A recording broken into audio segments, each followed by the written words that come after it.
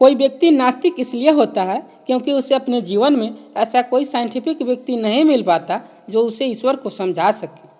ऐसा मैं नहीं कहता, बल्कि ईश्वर में विश्वास करने वाले कुछ तथाकथित उच्च शिक्षित लोग कहते हैं। नास्तिक होने का मतलब यह है कि आपको कोई ऐसा व्यक्ति जीवन में नहीं मिला जो आपके अंदर ईश्वर के प्रति आस्था पैदा कर सके। बस नास्तिक का मतलब यह नहीं जो भगवान को डिफाई करता हो कि मैं भगवान को नहीं मानता। नहीं नहीं, ऐसा नहीं है। नास्तिक मतलब वो व्यक्ति जिसको आज तक किसी ऐसे व्यक्ति से मुलाकात नहीं हुई, किसी ऐसे साइंटिफिक व्यक्ति से जो उसके अंदर भगवान के प्रति आस्था पैदा कर सके। दोस्तों, तब तो सर स्टीफन हॉकिंस को भी अपने जीवन में कोई ऐसा साइंटिफिक व्यक्ति नहीं मिल पाया होगा जो उन्हें ईश्वर को समझा सके। लेकिन दुख इस बात की है कि सर स्टीफन हॉकिंस वैज्ञानिक होने के साथ साथ साइंटिफिक माइंडेड थे। कहने का मतलब है कि विज्ञान के मामले में धर्म को किनारे कर देते थे, वे कट्टरपंथी नहीं थे।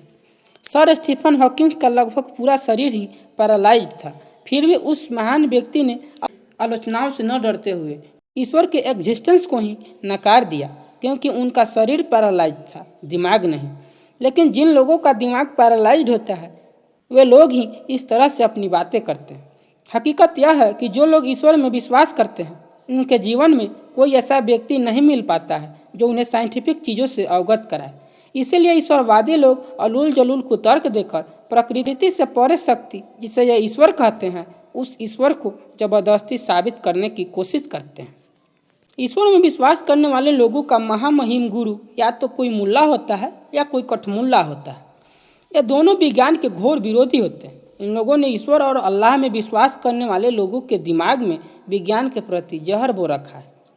इसलिए ये लोग हरदम वैज्ञानिक सिद्धांतों का विरोध करते हैं, जबकि वैज्ञानिक सिद्धांत काफ़ी शोध और प्रमाणों पर आधारित होता है। यही कारण है कि ईश्वर और अल्लाह में विश्वास करने वाले मौसेरों भाइयों को सर चार्ल्स डार्विन द्वारा दिए गए विकासवाद के सिद्धांत का नाम मात्र सुनते ही मुंह में मलजारी हो जाता है और ये अलूल जलूल बातें बकने लगते हैं।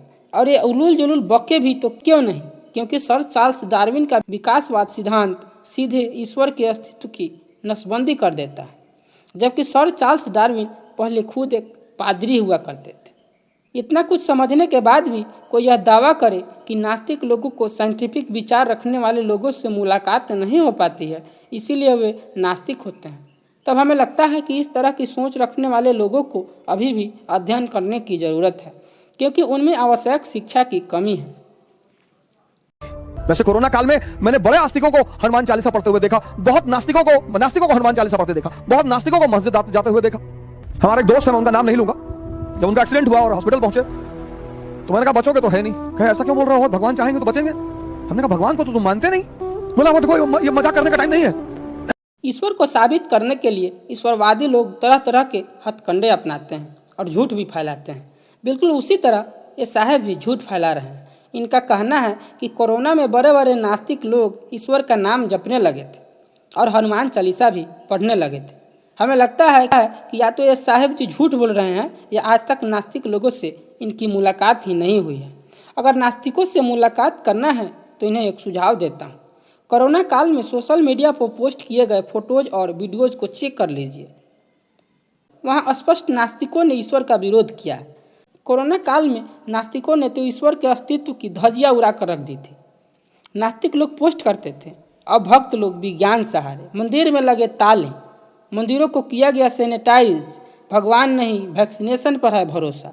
तमाम मीम्स और पोस्ट वायरल हो रहे थे। यहाँ तक कि नास्तिक लोग कोरोना माता का भी विरोध कर रहे थे कि इसी तरह बेवकूफ़ी व चेचक माता और अन्य देवी देवताओं का भी जन्म होता है। लेकिन इस वीडियो क्लिप में जिस व्यक्ति के बारे में जिक्र किया गया है वह व्यक्ति डर और मजबूरी के कारण नास्तिक बना है, न कि किसी ज्ञान की ऊंचाई पर जाकर। डरा कर, धमका कर, मजबूर करके तो किसी के साथ भी कुछ किया जा सकता है। इसीलिए गौतम बुद्ध कहते हैं भयमुक्त हो। जब आप भयमुक्त हो जाते हैं तब अंधविश्वास से ऊपर उठ जाते हैं, क्योंकि ईश्वर नामक अंधविश्वास का अस्तित्व ही डर, मजबूरी, अज्ञान और भ्रम पर टिका है। जिन लोगों ने अपने दिमाग से डर, मजबूरी, अज्ञान और भ्रम को अपने जीवन से मिटा दिया वो कभी भी ईश्वरवादी नहीं हो सकता है। कोरोना काल में हमें ऐसा कोई मिला ही नहीं जो पहले नास्तिक रहा हो और कोरोना काल में आस्तिक हो गया हो। ये झूठ है। ये ब्राह्मणवादी लोग इसी तरह झूठ फैलाकर लोगों को भ्रम में रखते हैं और लोगों के मजबूरी का फायदा झूठ बोलकर उठा लेते हैं। दोस्तों, कुछ लोगों के मन में नास्तिक शब्द के बारे में भी कन्फ्यूजन रहता है। दोस्तों, नास्तिक शब्द उन लोगों द्वारा उच्चारित शब्द है जो लोग ईश्वर में विश्वास करते हैं। जिस तरह अल्लाह को मानने वाले मुसलमान लोग अल्लाह को न मानने वाले गैर मुसलमानों को काफिर कह देते हैं, वैसे ही ईश्वर के पुजारी ईश्वर को नहीं मानने वाले को नास्तिक कहते हैं। जिसे मौसेरे भाई लोग काफिर और नास्तिक कहते हैं, वे असल में रेशनल या तर्कशील कहे जाते हैं। गौतम बुद्ध भी रेशनल ही थे, जिन्होंने मानवतावाद की ऐसी नींव रखी कि दुनिया में कोई बराबरी करने हेतु पैदा नहीं हो पाया। हमें भी गौतम बुद्ध के मानवतावादी राह पर चलकर रेशनैलिटी का प्रचार प्रसार करना चाहिए और इसे अपने जीवन का हिस्सा बना लेना चाहिए।